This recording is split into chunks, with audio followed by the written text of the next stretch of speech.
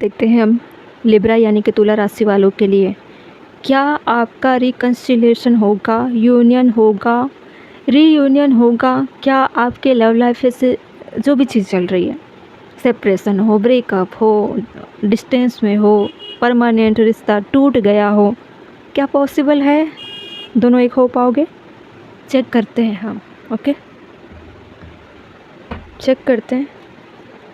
Please divine guide करिए मुझे, बताइए लिब्रा राशि वालों के रिश्ते में रिकन्सिलिएशन पॉसिबल है या नहीं, मुझे बताइए प्लीज़ डिवाइन गाइड करिए मुझे। पहला है 3 ऑफ पेंटिकल्स। मुझे ऐसा लगता है कि कुछ लोगों के बीच में आपके रिश्ते बहुत ज़्यादा गॉसिप के तौर पर चल रहे हैं, ठीक है, और फैमिली में बहुत बड़ा एक मसला बन गया है, इश्यूज़ जिसको लेकर बहुत ज़्यादा डिस्कशन चलता रहता है। ऐसा भी हो सकता है कि आप कहीं इनसे मिले होंगे, स्कूल कॉलेज, है ना, तब से आपका इनका कनेक्शन है। Page of swords, 3 of pentacle, 10 of sword, 10 of wand, 8 of pentacles, then princess of swords. बोझ तले दबे हुए हैं, बहुत ज़्यादा प्रेशर बर्डन है तुला राशि वाले आपकी लाइफ में। 4 ऑफ सोर्ड्स, कहीं से उम्मीद मिलती तो दिखाई नहीं दे रही है, मुझे ऐसा लग रहा है आप प्रेशर बर्डन में हो, डिस्टेंस में हो, परमानेंटली रिश्ता ब्रेक हो चुका है कुछ लोगों का लीगल मैटर चल रहा है। ये वाले कार्ड को हम कोर्ट रूम भी मान सकते हैं। ओके, दोनों में डिस्टेंस है, दोनों अदर सिटी में रहते हो, है ना।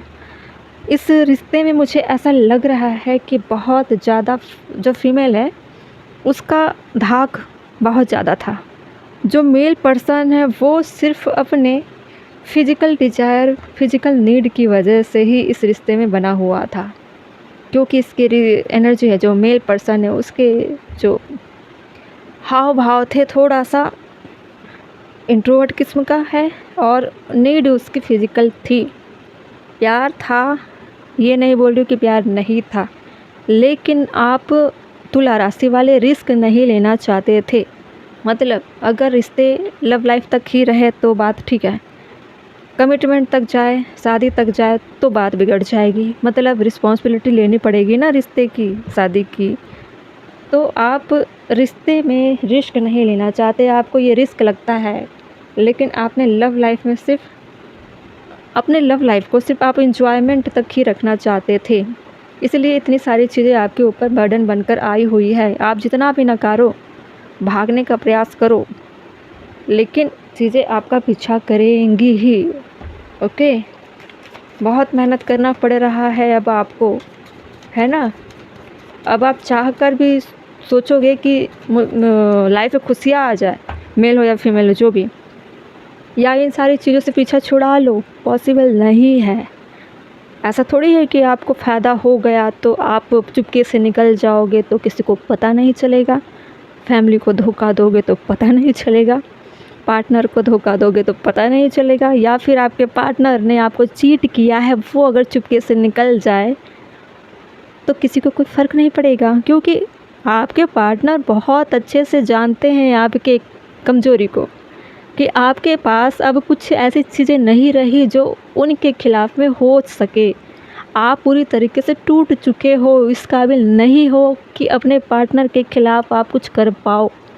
इसलिए आपके पार्टनर जैसा चाहते हैं आपको अपने इशारों पर नचाते थे, नचाते हैं, नचाते रहेंगे, और आप नाचते रहोगे। आप बिल्कुल पोपट बने हुए हो, मेल हो या फीमेल हो।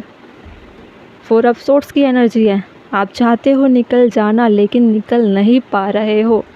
ये लव लाइफ आपके जीवन में एक प्रेशर बर्डन बनकर अभी तक जकड़ा हुआ है, चाह कर भी निकल नहीं पा रहे हो। अगर आप सोच रहे हो कि मैं इस रिश्ते से निकल कर ऐसे जगह चला जाऊं या चली जाऊं, इतनी दूर चली जाऊं या चला जाऊं, डिस्टेंस में चला जाऊं या चले जाऊं, तो इतना आसान नहीं है। कहीं ना कहीं से प्रिंसेस ऑफ सोर्ड्स वाली एनर्जी आपको कहीं ना कहीं से नज़र रखेगी, है ना, आप तक पहुंच जाएगी।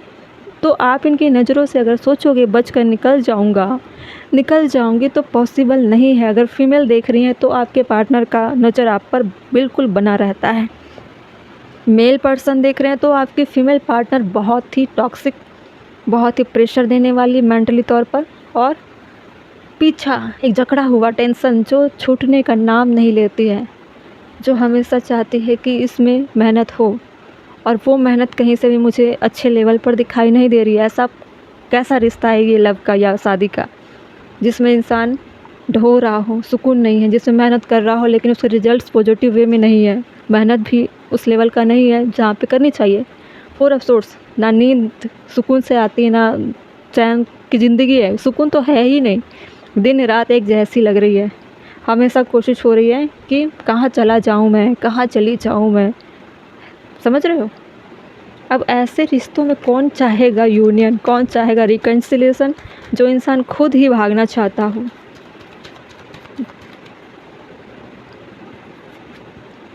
Angelic whisper, the angel whisper through your intuition, pay attention. आप अगर दिल से, एंजल से, यूनिवर्स से, डिवाइन से अच्छे इंटेंशन से अगर हेल्प भी मांगो ना, तो भी कहीं ना कहीं होप नज़र आ जाएगी। आप खुद जकड़े रहोगे, खुद आपको पता है कि आपकी कमज़ोरी क्या है, आपके पार्टनर को बेहतर पता है कि आपकी कमज़ोरी क्या, दोनों एक दूसरे की कमज़ोरी को बेहतर जानते हो, है ना। कहीं ना कहीं किसी न किसी फियर को आप फेस कर रहे हो, और ये फियर आपको डिवाइन तक पहुंचने भी नहीं देती। हो सकता है आपके पार्टनर ब्लैक मैजिक करते होंगे, उसका असर आपके दिलो दिमाग पर, आपके लाइफ पे बहुत है, उसकी वजह से भी आप ऐसे पॉजिटिव वे, या भगवान जैसे होते हैं ना, निगेटिव इंसान कभी भी पॉजिटिव चीज़ों को अपनाता नहीं है। अगर देवी देवता का कोई पूजा कर ले तो निगेटिव एनर्जी होती है, वो उसे उससे दूर करने का प्रयास करती है। तो सेम कंडीशन, आपके पार्टनर बहुत ज़्यादा टॉक्सिक हैं, और हो ना हो, मैं गारंटी के साथ बोल सकती हूँ कि आपके पार्टनर या आपके पार्टनर के फैमिली वाले आप पर ब्लैक मैजिक प्रैक्टिस कर रहे होंगे, अप्लाई कर चुके होंगे, इसलिए तो आप पूरी तरीके से उनके गिरफ्त में हो, है ना वो आपको अपनाना चाहते हैं खुलकर, ना वो आपको छोड़ना चाहते हैं, समझ रहे हो। इसलिए आपको चाहिए क्या, डिवाइन अलाइनमेंट की ज़रूरत है। आपकी खुद कोशिश होनी चाहिए। आप यूनियन की बात ना करके, आप अगर उनके बीच में भी हो तो आप डिवाइन का सपोर्ट ले सकते हो। जब आपके लाइफ में अलाइनमेंट वाली चीज़ें आएंगी ना, तो आप हायर फ्रिक्वेंसी में जाकर अपने आप को इन्हांस कर सकते हो। उनके ब्लैक मैजिक का आपको असर नहीं होने वाला। कभी दिल से कोशिश करो। जर्नी विद इन, ये जर्नी बहुत ज़्यादा ट्रिगर दे रही है आपको। Your inner world hold the key, begin your path by looking within. हर जर्नी में, हर एक पड़ाव में एक ऐसी सस्पेंस वाली गेट है जिसमें आपको की के माध्यम से उस खोलना है। उस गेट को कैसे खोलोगे, कैसे डिसाइड करोगे कि मेरा ये पाथ सही है, क्या करना है आपको। इनर नोइंग, कैसे डिसाइड करोगे, कैसे ट्रस्ट और इनर विजडम गेन करोगे, बताओ। देखिए, trust your inner wisdom, it will guide you on the right path. अगर आपको कोई अच्छा रास्ता, सही रास्ता दिखा सकते हैं तो वो है डिवाइन। उनके अलावा पॉसिबल नहीं है। आप गलत रिश्ते में फंस गए हो, चाहे आप मैरिड ही क्यों ना हो, चाहे आपके बच्चे ही क्यों ना हो गए हो, चाहे आपका लव लाइफ 7 साल, 8 साल, 10 साल, 5 साल, या कुछ लोगों के 2 साल, 3 साल, 6 महीने, या कुछ लोग सोच रहे होंगे, है ना, बात शुरू ही हुई थी कि सेपरेशन में चले गए, नो कॉन्टेक्ट में चले गए, ब्लॉक कर दिया। तो अवेयर हो जाइए कि आप किसी गलत इंसान से प्यार तो नहीं कर बैठे। अगर लग रहा है कि इस तरह की चीज़ें चल रही है जो हमेशा कंट्रोल करने का प्रयास करती है, कंट्रोल करता है, सिर्फ फिजिकल नीड की चर्चा करता है, फिजिकल नीड के बारे में बात करता है, हमेशा उसकी नज़र या उसका जो फोकस होता है हमेशा डिजायर की तरफ होता है ना, मंदिर में, टेंपल में जाने से कतराता हो, नार्सिसिस्ट टाइप का हो, भगवान के बारे में सुनने से घबराता हो, समझ रहे हो।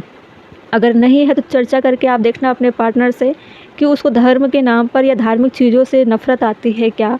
कुछ ना कुछ इशू तो होते होंगे, समझ रहे हो। गलत गलत आदतें होंगी, नशा करना, गंदी मूवी देखना, गंदे पिक्चर्स देखना, गलत आर्टिकल्स पढ़ना, गंदी गंदी चीज़ें पढ़ना, जो निगेटिव जितनी चीज़ें होती है ना, उन चीज़ों की तरफ आपके पार्टनर का अगर फोकस होगा तो समझ जाओ कि वो आपके लिए गलत है। आने वाले समय में बहुत ज़्यादा प्रॉब्लम में आपको ला सकते हैं। आप जीवन भर निकल नहीं पाओगे। आप खुद भागना चाहते हो, आप इन चीज़ों से तभी निकल पाओगे जब आपका अलाइनमेंट होगी, आप अलाइन होगे। आप कहीं भी हो, अपने सोल से तो कनेक्ट हो पाओगे ना डिवाइन से। आपके बॉडी को कोई कंट्रोल कर सकता है, लेकिन अंदर की अंतरात्मा, सोल को कोई कंट्रोल नहीं कर सकता। आप डिवाइन से कनेक्ट करिए, डिवाइन से अलाइन हो जाइए, ओके।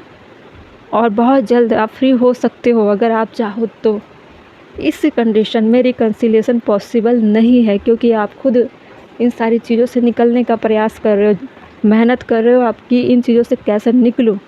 ओके तुला राशि, अपना ख्याल रखना, थोड़ा बच के संभल कर चलना है, ठीक है।